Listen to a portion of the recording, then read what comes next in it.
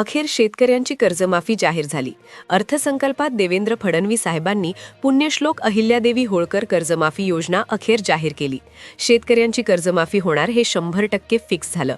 पण ही कर्जमाफी सर्व शेतकऱ्यांची होणार नाही, कारण 5 कडक नियमात जे शेतकरी बसतील फक्त त्यांचीच कर्जमाफी होणार आणि जे शेतकरी या 5 नियमांत बसणार नाहीत त्यांची कर्जमाफी अजिबात होणार नाही। कर्जमाफीची घोषणा होताच प्रत्येक शेतकऱ्याला प्रश्न पडला होता, माझं कर्ज माफ होणार का? पण लक्षात घ्या, प्रत्येकाचं कर्ज माफ होणार नाही। 5 असे नियम लावले आहेत, 5 नियमांची अशी चाळणी लावली आहे की ज्यामुळे अपात्र शेतकऱ्यांना तर कर्ज मिळणारच नाही, पण जे लोक बँकेत जाऊन हे एक काम करणार नाहीत हे शेतकरी पात्र असूनही अपात्र होऊ शकतात। तसेच कारण स्वतः मुख्यमंत्र्यांनी शेतकऱ्यांसाठीही अर्जंट सूचना दिलेली आहे। पहा, पैशांचं वितरण जे आहे तर ते करण्यात आलेलं आहे, पण जे शेतकरी हे 5 नियम पाळतील आणि एक काम लवकरात लवकर बँकेत जाऊन करतील त्यांचे पैसे त्या ठिकाणी माफ होणार आहेत। मग त्यामुळेच आजच्या व्हिडिओमध्ये आपण या कर्जमाफीची सगळी सविस्तर माहिती तुम्हाला देणार आहोत। पहिली गोष्ट, आज आपण पाहणार आहोत की कोणत्या जिल्ह्यामध्ये कर्जमाफी होणार आहे आणि कोणत्या जिल्ह्यामध्ये होणार नाही। तसेच कर्जमाफीची तारीख नेमकी काय आहे, म्हणजे कोणत्या तारखेआधीचं कर्ज माफ होणार आणि कोणत्या तारखेआधीचं कर्ज माफ होणार नाही।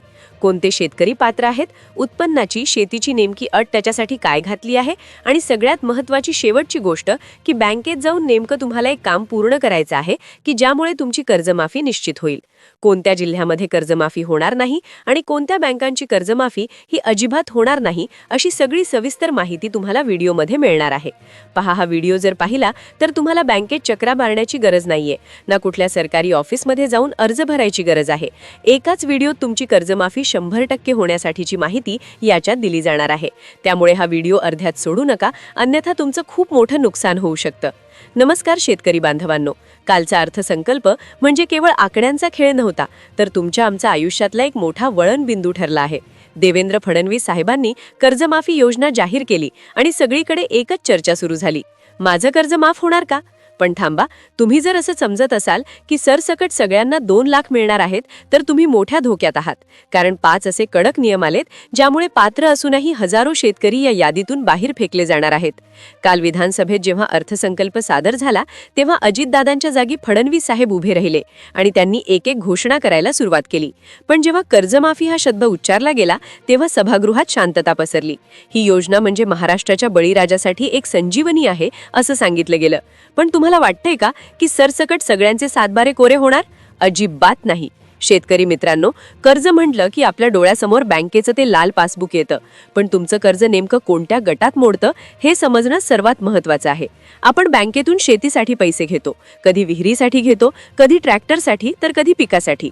आता सरकारने यामध्ये एक फिल्टर लावला आहे, जर तुमचं कर्ज या विशेष व्याख्येत बसत नसेल तर बँक तुम्हाला दारातही उभं करणार नाही। बँकेत गेल्यावर मॅनेजर तुम्हाला विचारतो, भाऊ तुमचं कर्ज पीक कर्ज आहे की टर्म लोन?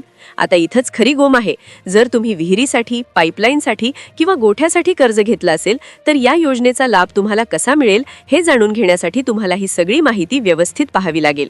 आता दुसरा महत्त्वाचा मुद्दा जो आहे की कोणत्या कोणत्या जिल्ह्यामध्ये ही कर्जमाफी होणार आणि कोणते जिल्हे कर्जमाफीतून वगळले जाणार, हा महत्त्वाचा मुद्दा इथे येतोय।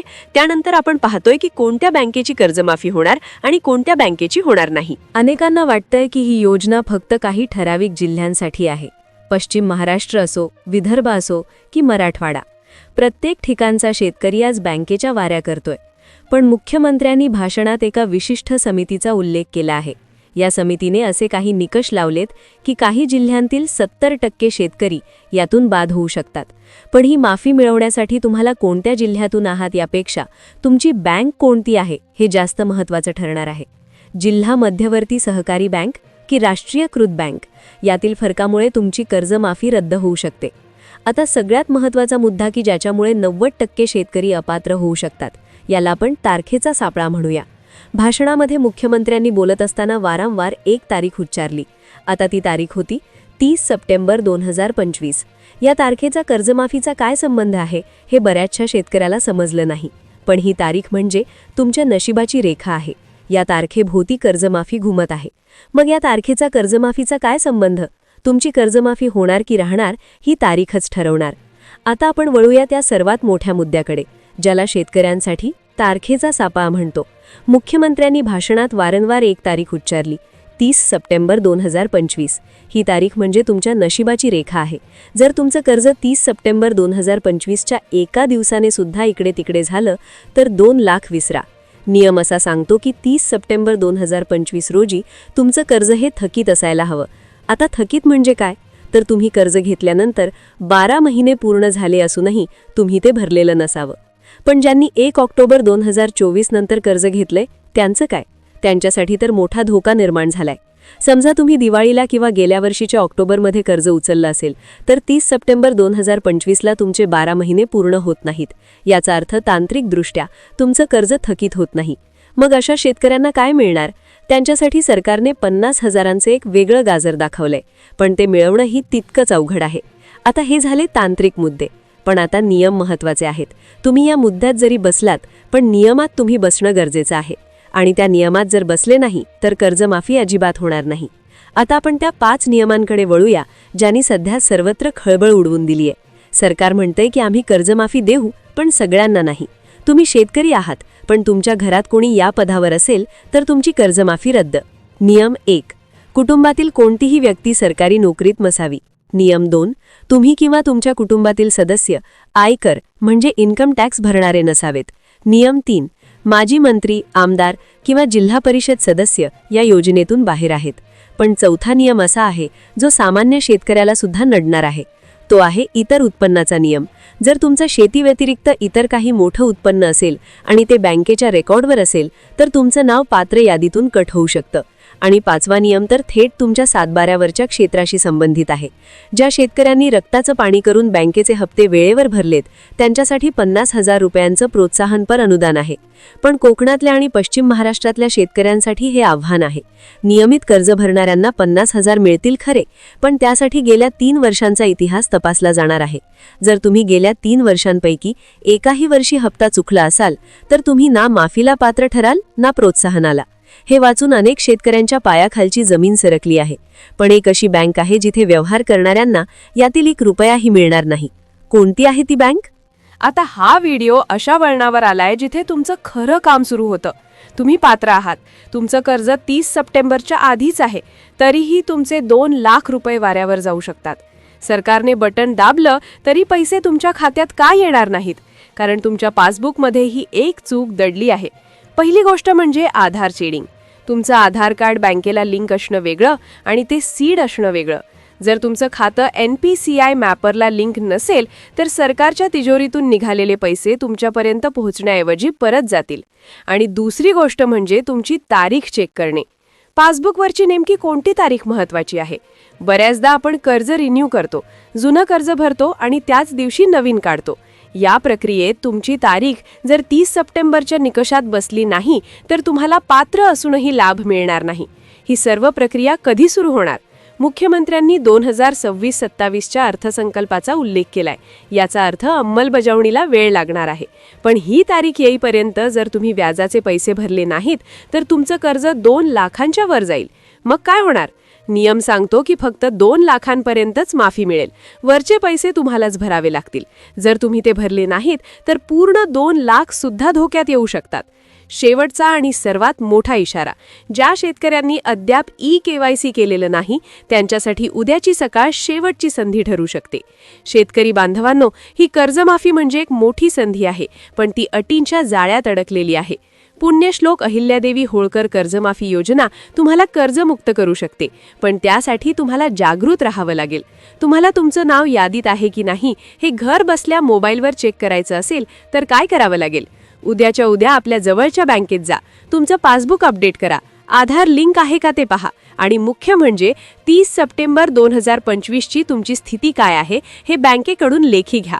तर शेतकरी मित्रांनो, आतापर्यंत तुम्ही या योजनेचे तांत्रिक नियम ऐकले, पण एक शेतकरी पुत्र म्हणून मला तुम्हाला काही गोष्टी मनापासून सांगायच्या आहेत. सरकार घोषणा करतं, GR निघतो, पण प्रत्यक्ष पैसा आपल्या खात्यात येईपर्यंत अनेक जण अपात्र ठरवले जातात. का? कारण आपण फक्त बातम्या ऐकतो, पण प्रत्यक्ष कृती करायला उशीर होतो. आता नीट लक्ष देऊन ऐका. तुम्हाला पुढच्या 2 दिवसात काय करायचं आहे? पहिली महत्त्वाची गोष्ट, उद्याच्या उद्या तुमचं बँक पासबुक घेऊन बँकेत जा. तिथे गेल्यावर फक्त लाईनमध्ये उभे राहू नका, तर मॅनेजरला विचारा की माझं खातं NPCI मॅपिंगला लिंक आहे का? अनेक शेतकऱ्यांचं आधार लिंक असतं पण सीडिंग नसतं. तुमचं सेटिंग नसेल तर सरकारनं कितीही बटन दाबलं तरी तुमचे पैसे दुसऱ्याच्या खात्यात जातील किंवा परत जातील. ही चूक करू नका. दुसरी गोष्ट, ज्यांच्या कर्जाची रक्कम 2 लाखांच्या वर आहे त्यांनी गाफील राहू नका. सरकार फक्त 2 लाख भरणार आहे. वरचे 10-20 हजार जे काय असतील ते तुम्हाला भरावे लागतील. तर तुमचं 7-12 कोरा होईल, नाहीतर व्याजाचं चक्र सुरू राहील. शेतकरी बांधवांना ही माहिती तुम्हाला यासाठी देते कारण मागच्या कर्जमाफीत हजारो शेतकरी केवळ KYC न केल्यामुळे लाभांपासून वंचित राहिले होते. तोच प्रकार यावेळी होऊ नये म्हणून तुम्ही जर विदर्भ, मराठवाडा आणि पश्चिम महाराष्ट्रातून असाल तर तुमच्या जिल्ह्यातील स्वतंत्र यादी लवकरच सुरू येणार आहे. आता मला तुमच्याकडून एक मदत हवी आहे. हा व्हिडिओ फक्त स्वतः बघू नका, आपल्या गावातील शेतकरी ग्रुपवर आणि मित्रांना आणि नातेवाईकांना हा व्हिडिओ शेअर करा. कारण माहिती अभावी कोणाचं नुकसान होऊ नये हीच आपली भावना आहे. आता मला कमेंटमध्ये एक गोष्ट नक्की सांगा, तुमचं कर्ज नेमकं कोणत्या बँकेत आहे? जिल्हा बँक आहे की सरकारी बँक? कारण बँकांनुसार नियमात थोडा बदल असू शकतो. तुम्ही तुमची बँक कमेंटमध्ये लिहिली तर मी तुमच्या बँकेसाठी नेमका कोणता नियम आहे त्यावरचा पुढचा व्हिडिओ बनवू शकेन. आणि हो, तुम्हाला जर या योजनेची पात्र लाभार्थी यादी तुमच्या मोबाईलवर पाहायची असेल तर कमेंटमध्ये पाहिजे असं टाईप करा. जर जास्त कमेंट्स आल्या तर मी यादी डाउनलोड करायची याचा लाईव्ह डेमो उद्या घेऊन येईन.